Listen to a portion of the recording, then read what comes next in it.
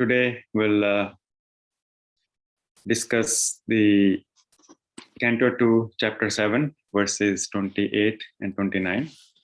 And I invoke the blessings of the Acharyas and Vaishnavas and the Parampara to say few words on these verses.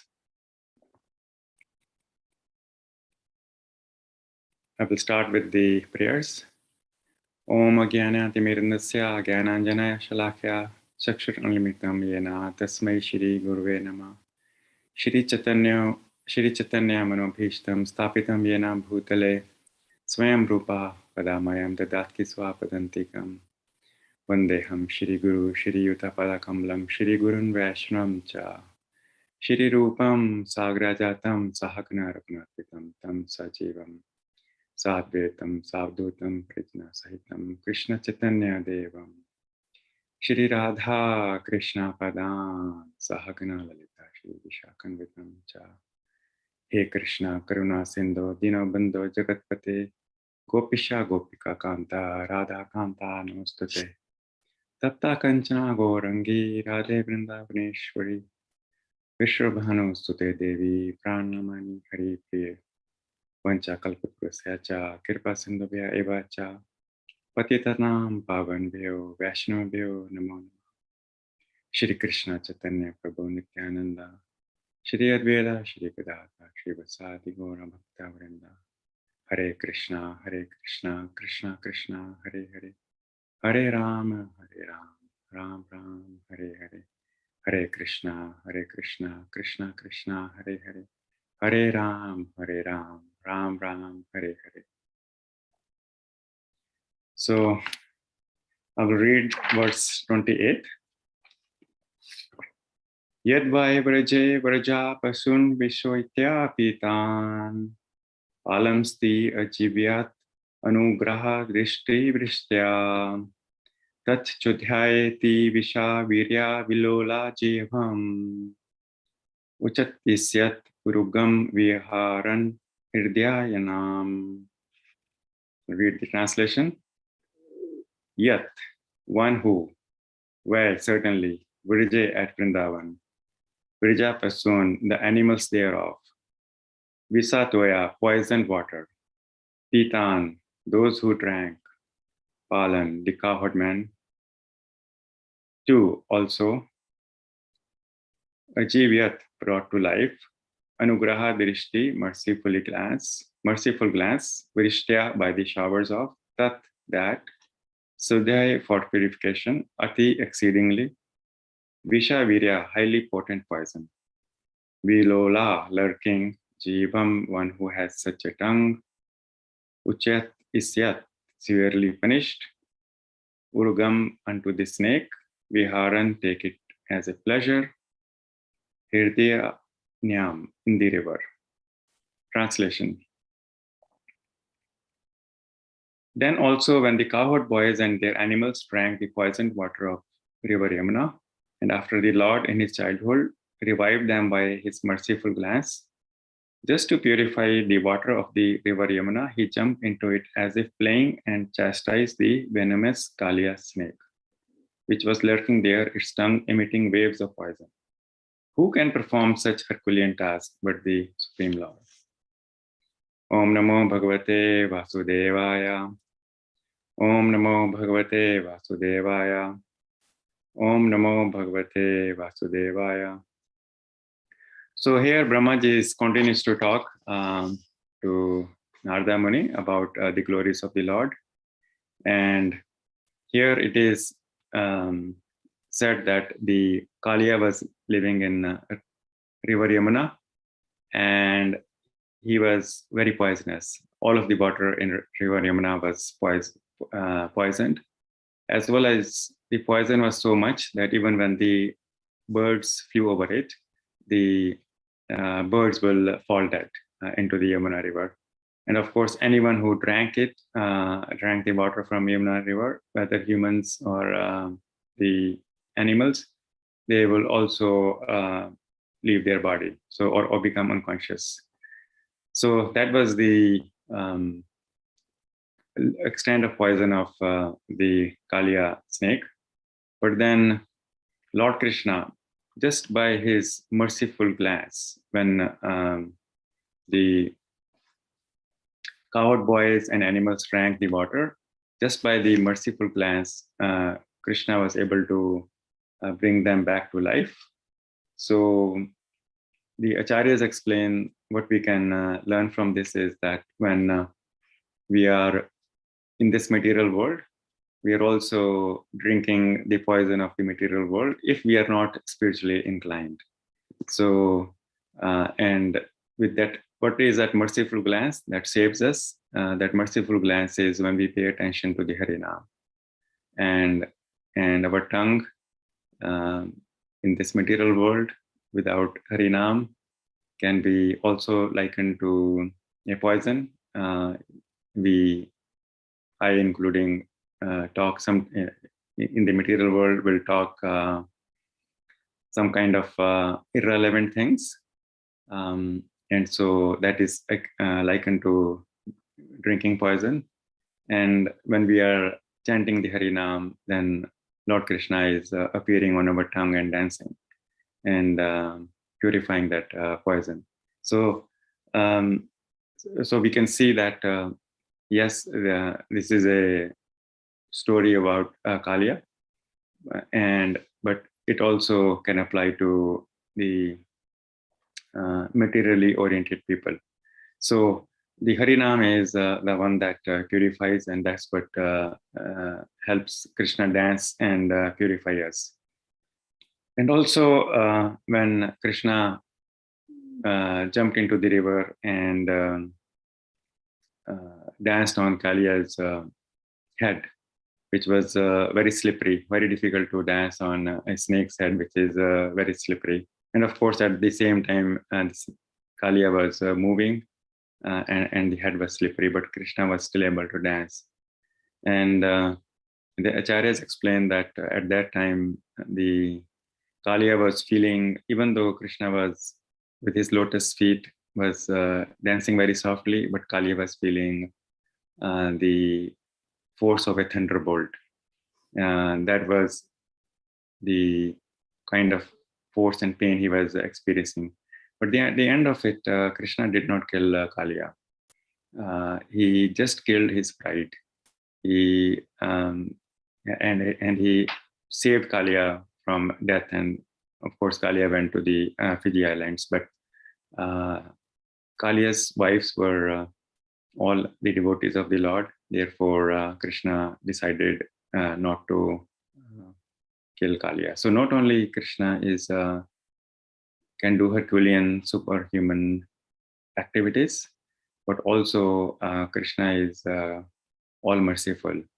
And where there is bhakti, where there is devotion, there is forgiveness as well.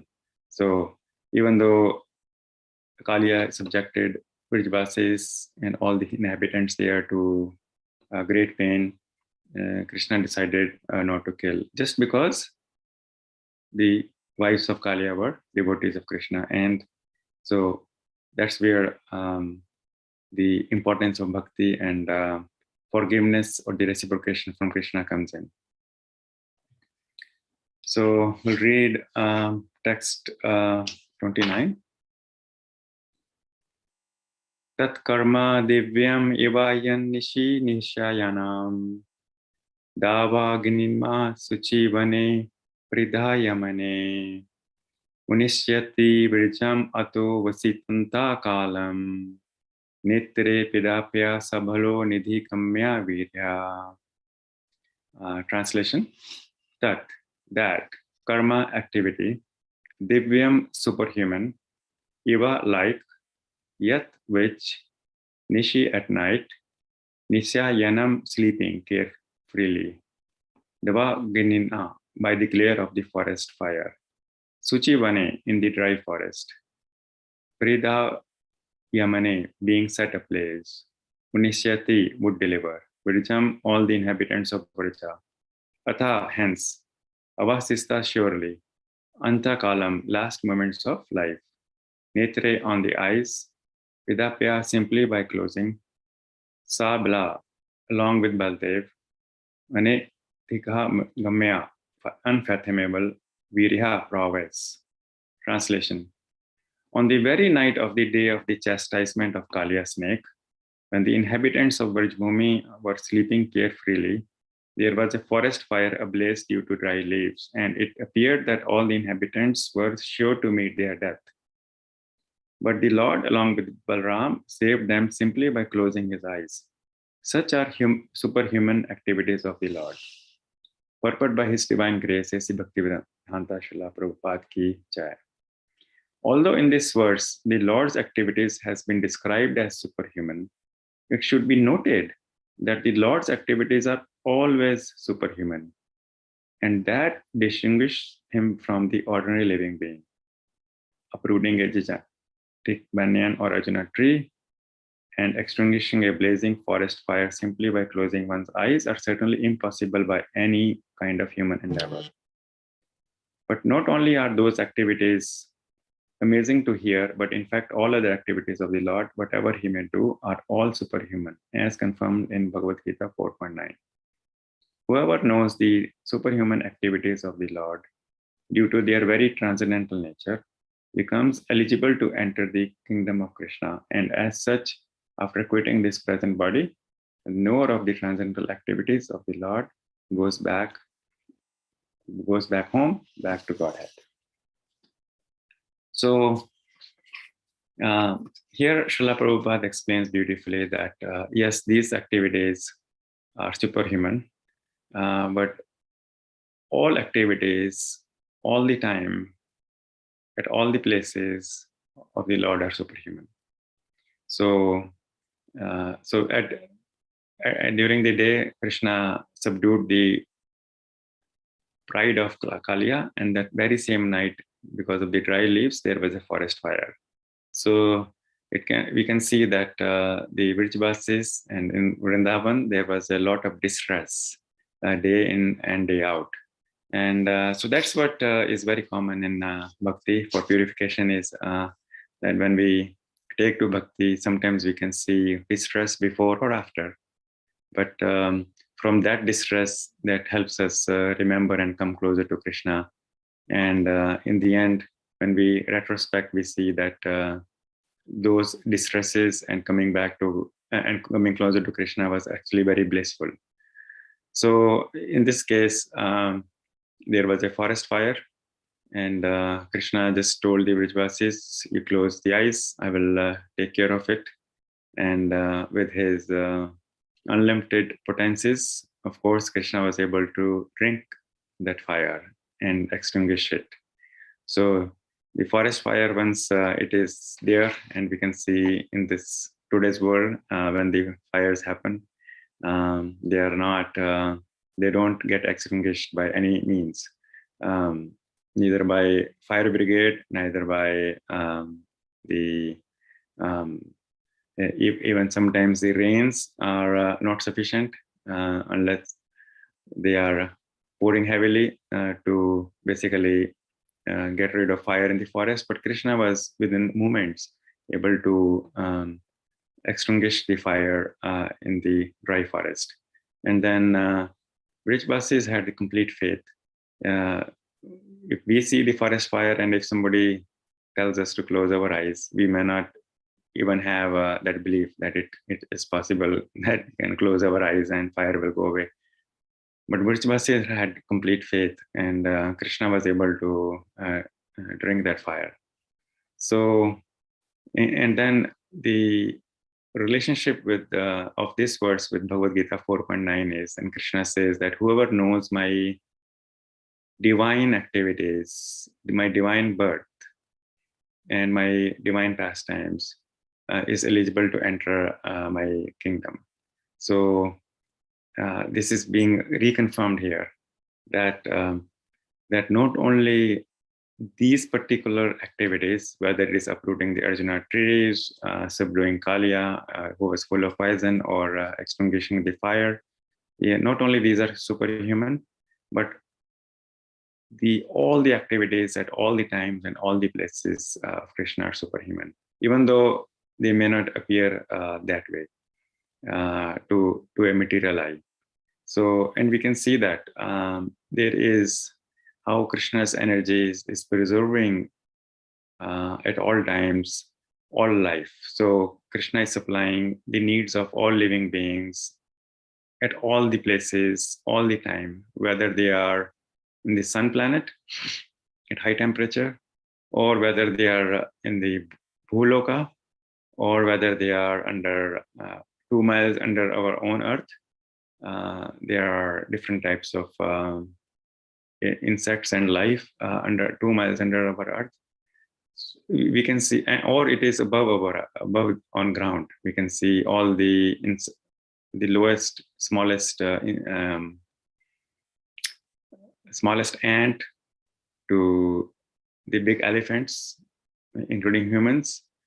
Every time their supplies are assured. So whether it is the food, which is actually produced effortlessly with the combination of sun, soil, and water, whether it is a breath, which is supplied unlimitedly, which we don't have to do any effort, or even the activities humans have done. They have built homes, cars, planes, and other technological advances. They are all come from the energies of the Lord. So ultimately, we can see that not only activities of the Lord when He's present on this particular earth, they are all divine and superhuman at all times.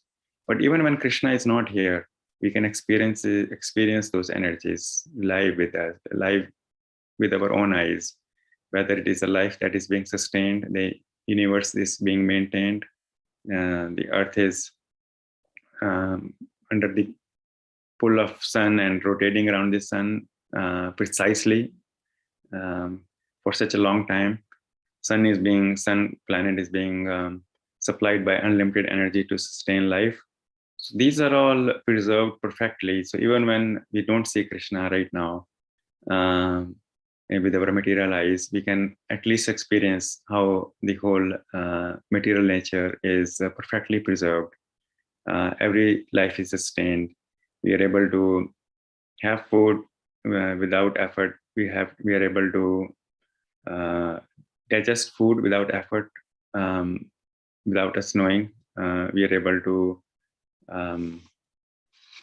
see Lord's energies and convert them to sustain life.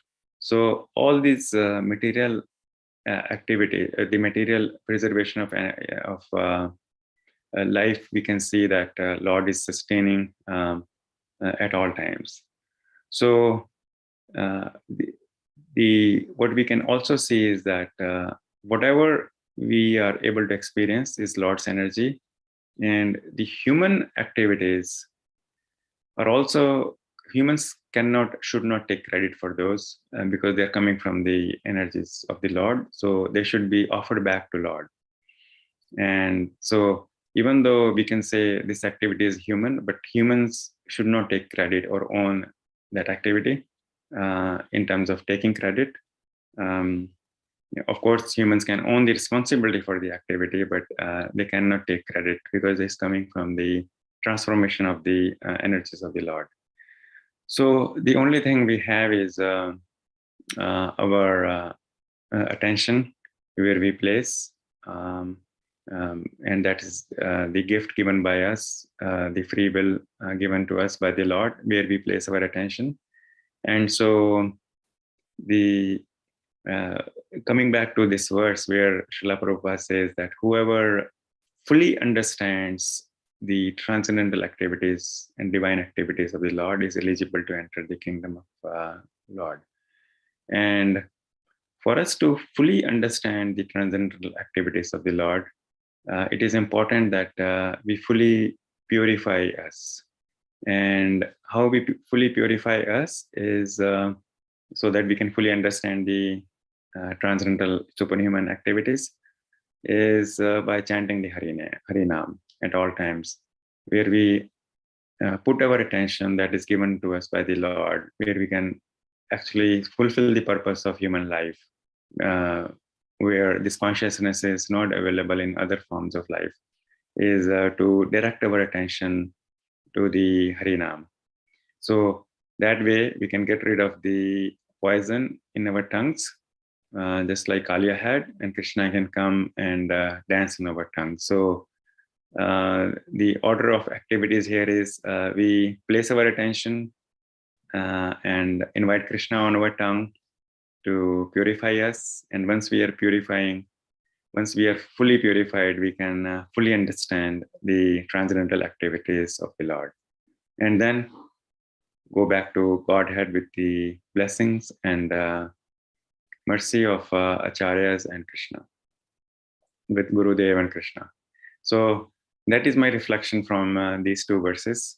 And I, like last time, I enjoyed the conversations. So I like to open up. So for any devotees who will like to correct me or add any reflections or ask questions, I'll be very pleased to do so.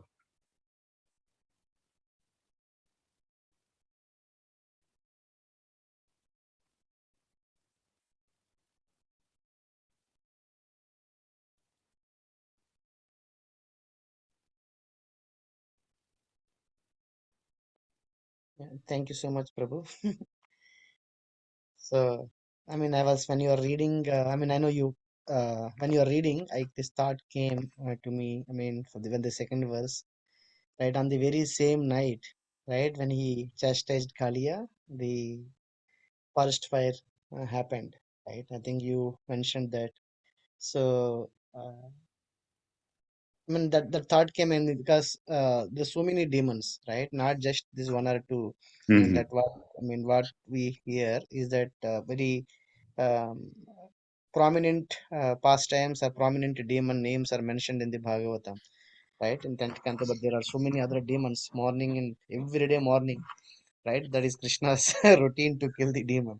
Yeah. It was like I mean, if if I mean, it is like not easy for a. I mean, I know it is Krishna is there because they had that faith, right? The Lord is going to take care. I mean, even when Agasara pastime happened, they were entering into the mouth of Agasara. Okay, what if this is a snake? Mm-hmm.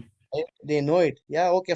I mean, right? If it is a snake, Krishna is there to help us. I mean, of course, it's not the right thing, but they had that faith in the Lord, right? But I mean, if somebody is going through so many tribulations, right? It's, I mean, because of, I mean, in one way, because of Krishna, they're all going through those troubles, right? I mean, if we see one way, Mm-hmm. because if Krishna is not there, this Kamsa would not have sent those demons, Yeah. right? So, but yeah, I mean, you mentioned it because if somebody is trying to, I mean, get nearer to the Lord, I mean, trying to become a bhakta, so these all, I mean, tribulations that can come purify us. It's very nice thing, Prabhu. Thank you so much. Yeah. Thank you, Prabhuji. And this reminds me of Kunti Devi's prayers that when she was in luxuries, she was missing all those distress and the heavy stress she went through that brought her closer to Krishna. And that was more pleasing to her, being closer to Krishna. And even though she was in distress, then the material luxuries that happened after the war. So, yes, you know, when we are in pain, we cry out purely and loudly for Krishna's name. And we feel closeness to Krishna. Thank you for sharing that, Prabhuji.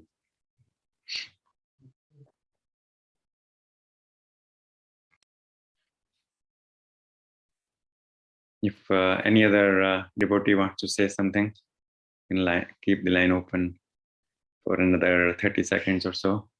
Hare Krishna, Prabhuji, please accept my humble obeisances. All glories to Srila Prabhupada. Hare Prabhuji, thank you so much. Such a wonderful, discourse in the morning. I like your point when you said, the only thing we have is our attention, where we give our attention. That is our free will, if you want to call it. And I was just thinking a little deeper because earlier you also said how, food is basically the combination of sunlight, earth, and, minerals.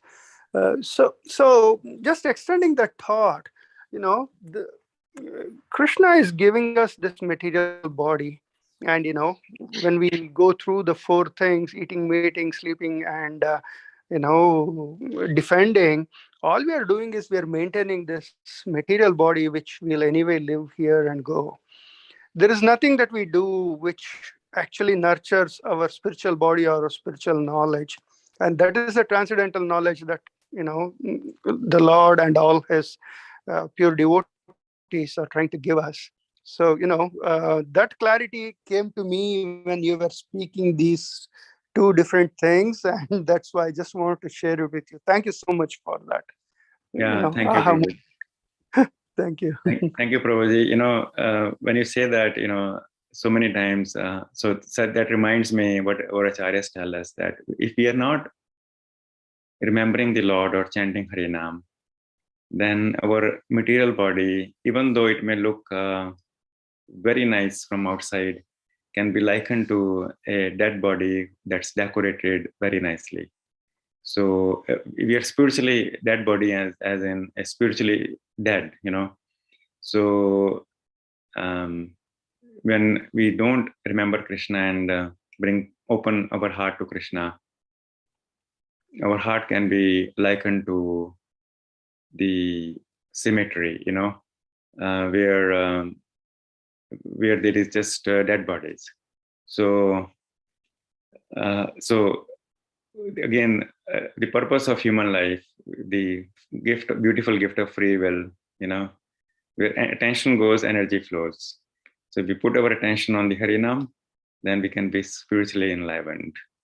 And if we are not putting attention to Krishna or not inviting Krishna to our heart, then we may look very nicely in our material body, but it's really likened to, in our Shastras, it's likened to a dead body decorated nicely with jewelry and, nice clothes, but it's spiritually dead. So thank you for sharing that. That reminded me of this as well. Thank you so much, Prabhuji. Yeah.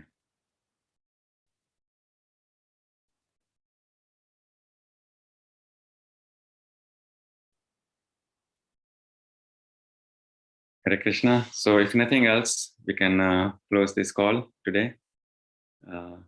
Thank you for joining, and thank you for sharing the reflections. We wish you a rest of the Krishna conscious day. Panchakalapurusya cha kripa sindhu bhayva cha patitanam pavanebhyo vaishnavabhyo namo namah. Hare Krishna.